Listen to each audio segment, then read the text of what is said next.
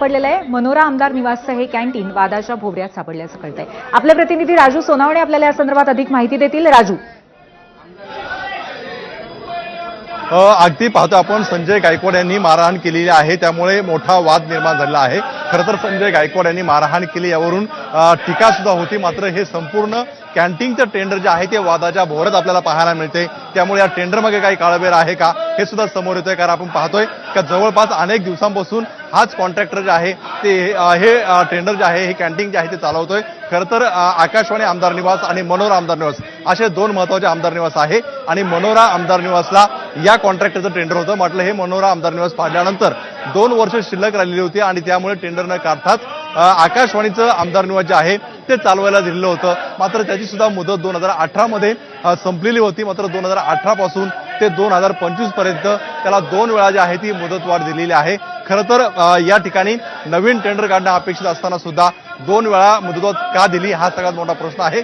जवळपास 7 ते 8 वर्ष जे आहे ते टेंडर न काढता हा कॉन्ट्रॅक्टर ही कॅन्टीन जे आहे ते चालवतोय। त्यामुळे याच्या मागे नेमकं कोणाचा हात आहे का हाही प्रश्न आहे, कारण याच्या सगळ्याची प्रत्येक मुदत संपल्यानंतर टेंडर निघणं अपेक्षित आहे। मात्र टेंडर काढले गेलं नाही तर त्याला मुदतवाढ देण्यात आली। त्यामुळे नेमकं याच्या मागे आणखी कोण आहे का, आर्थिक काही व्यवहार आहेत का अशी सुद्धा चर्चा सुरू आहे। दुसरीकडे नवीन कॉन्ट्रॅक्टर येऊ नये म्हणून जे आहे ती मुदतवाढ दिल्याची सुद्धा चर्चा आहे। त्यामुळे साहजिकच आहे की सभागृहात याचा प्रश्न उपस्थित झाल्यानंतर हा कॉन्ट्रॅक्टर जे आहे ते एवढ्या वर्ष कॅन्टीन कशी चालवतोय हा प्रश्न उपस्थित होईल। सरकारकडे नेमकं काय उत्तर देतं हे सुद्धा पाहणं महत्त्वाचं राहील।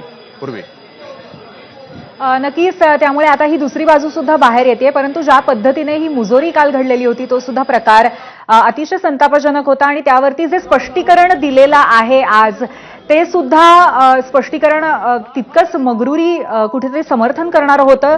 काय म्हणता येईल राजू याबद्दल? अगदी आपण पाहतोय की संजय गायकवाड यांनी स्पष्टीकरण देताना म्हटलेलं आहे की मला सुद्धा पेशन्स आहेत आणि जर ऐकत नसेल तर मी मूळचा शिवसैनिक आहे आणि मी माझ्या स्टाईलने त्याला धडा शिकवला। म्हणजे एक प्रकारचं जे आहे ते संजय गायकवाड आपण जे काही कृत्य केलेलं आहे त्याचं त्यांना कुठलाही पश्चाताप नाही, तर त्याचं ते समर्थन करतायत। मात्र अगदी शिवसेनेचे आमदार सुद्धा असतील किंवा इतर आमदारांनी सुद्धा याच्यावरती टीका केलेली आहे का जर प्रश्न होता तर त्यांनी तो मांडायला हवा होता, कारवाई करता आली असती। मात्र कायदा हातात घेऊन त्याला मारहाण करणं हे योग्य नाही। ते आमदार आहेत, ते लोकप्रतिनिधी आहेत, त्यांनी कुठेतरी आपली भूमिका जी आहे ती शांत ठेवणं अपेक्षा असताना सुद्धा ही जे कृत्य केलेलं आहे त्यामुळे याचं कुणीही समर्थन करताना पाहायला मिळत नाही। मात्र संजय गायकवाड जे आहे ते मी मूळचा शिवसैनिक आहे आणि त्यामुळे मी माझ्या भाषेमध्ये त्यांना उत्तर दिलं असं म्हणताना पाहायला मिळतात। दोन्ही बाजू समोर आहेत। मात्र संजय गायकवाड यांनी जी मारहाण केलेली आहे त्यावरती मोठ्या प्रमाणावर त्याचा टीका होताना पाहायला मिळते। त्यामुळे आता सभागृह सुरू होईल, सभागृहामध्ये हा मुद्दा जो आहे तो येण्याची दाट शक्यता आहे। त्यामुळे आता सरकारकडनं नेमकी काय भूमिका घेतली जाते या दोन्ही बाजू ज्या आहेत त्या समोर आलेल्या आहेत, त्यामुळे दोन्ही बाजूंचं नेमकं काय होतंय हे पाहणं महत्त्वाचं राहील। नक्कीच राजू, धन्यवाद। आणि आता नजर टाकूयात